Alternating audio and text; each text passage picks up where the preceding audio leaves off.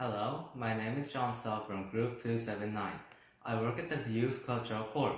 The Youth Cultural Corp is a group of people who tells our history and culture to the people who visit Korea.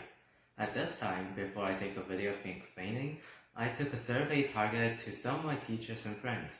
Between the Gyeongbok Palace, Cheongdeok Palace, Deoksu Palace, and Namsanhanok Village, I researched which of those palaces is the most interesting place for tourists to visit.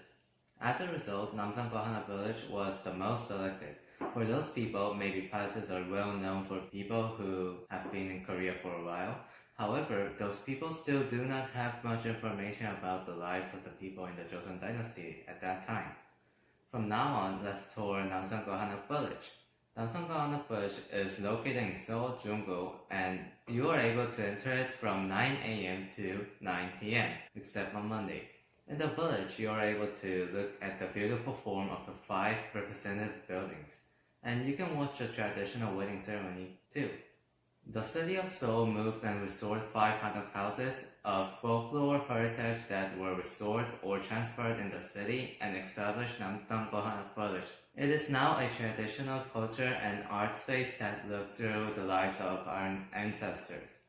Those houses were able to be transferred because they are like puzzles and made out of wood pieces, which we were able to assemble easily. However, there were some pieces that are damaged.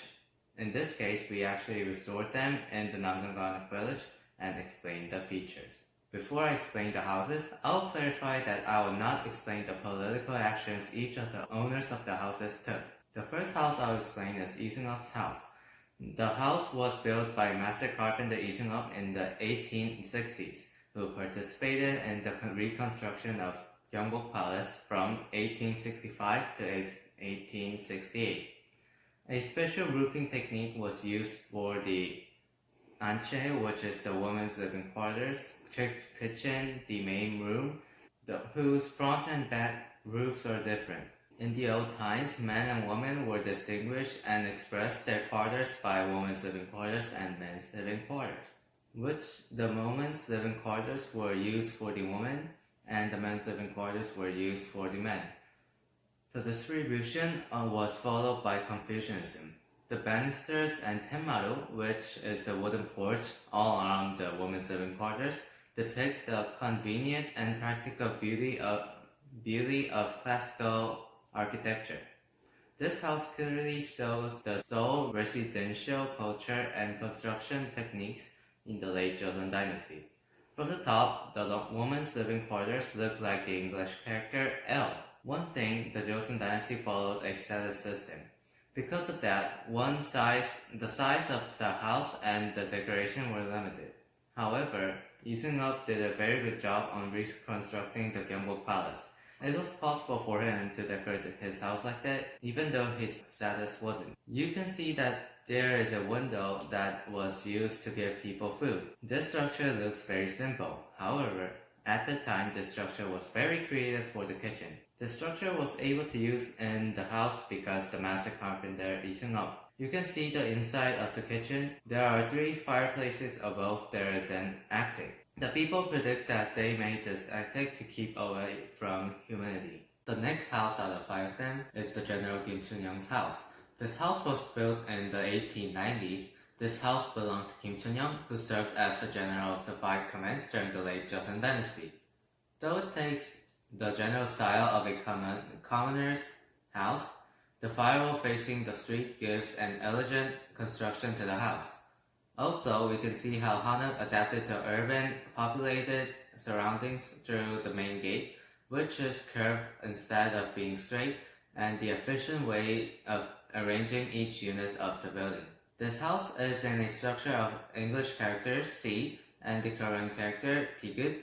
This house contains 2 main gates, which leads to the men's living quarter and the women's living quarter. The sons of these 5 houses live in the inner quarter, which is women's living quarter, until they become 7 to 8. After that, they were to live in the outer quarter, which is the men's living quarter, with his father and grandfather. Jangdeok-dae is one of the essential facilities in Korean traditional houses, which were used for everyone in Joseon, no matter they were a king or just common people. Usually, it is installed on a sunny spot. It is a foundation built with 2 or 3 levels of stone. Changdeok is differed by multiple sizes. Also in these Changdeok, people stored foods which were very important in those times. Min family's house in Gangwon-dong, which is presumed to be built in the 1870s, is a part of Binyoung Mansion. While relocating and remodeling the remaining women's living quarters, the opposite room which was torn down got restored. The men's living quarters in Pyeongdang-tae, which is the separate house, was rebuilt. The house replaced the uppermost class through some features, including the rare type of parallel arrangement of the main room and the kitchen, and its spacious wooden structure with 2 interior columns. This house's structures look like an English character J and L. One of the features of this house is that this house contains separated living quarters in the inner side of the woman's living quarter. This building was called Pyeodam. It was used by daughters until they got married. Daughters studied and learned how to be a good wife, mother, and daughter-in-law. Next up, we have Yoon Tae-kyung's house. This house was established by Haepungbuonggun Yoon Tae-kyung in the 1907 when his daughter, Empress Sun Jung-hyo, became the wife of Emperor Sunjong. The main purpose of the building was to provide a comfortable space for Emperor Sunjong during his stay for ancestral rites. The house has a form of Chinese character 1, which is rare in Korea, where the family shrine is situated over the ground and the men's living quarters and women's living quarters are symmetrically built. The shrine is located in the most upper part of the building because the Confucianism about taking good care of our ancestors. If you look inside, there are 4 food tables. Korean honor and worship the soul of 4 generations. That's why people are providing their honor to the 4 generations. However, common people weren't able to use the shrine. Only the royal families are able to.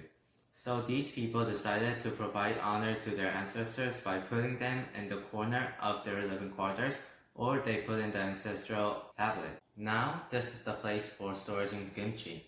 It looks like a Native American Indian teepee. This substitutes the refrigerator nowadays. First, to keep the temperature, they dig the house and put the kimchi jar inside. After this, they made a thatched roof and storage it. This is a really intelligent idea. Also, people try to protect kimchi from the snow and sun, which changes the temperature. Finally, there is the Yoon family's house. This house is presumed to be built in the 1910s. It belongs to Yoon Deok-young, the uncle of Empress Sun Jung-hyo. This house is a replica due to original house being too fragile and damaged to be relocated. The spacious, square-shaped women's living quarter has a floored room that was used as a men's living quarter, and the main gate at its side. The top of the women's living quarter front column is decorated with one of the wooden structures of wood. The houses contain the Korean traditional heating system called ondo. Ondo means warm stone. This heating system works like this. If you put fire on a fireplace, the hot air will heat up the stone that is under the floor. The stone gets warmer, then the floor will get warm. So the used hot air and smoke go up to the chimney. Always the chimney and building have some distance, because a chimney could cause a fire if it is near the building. Now I end my tour through the 5 houses. What do you think? Was it interesting to hear? I'll explain to you about the history of houses in our country. If you know the past, you know the future. Thank you for listening.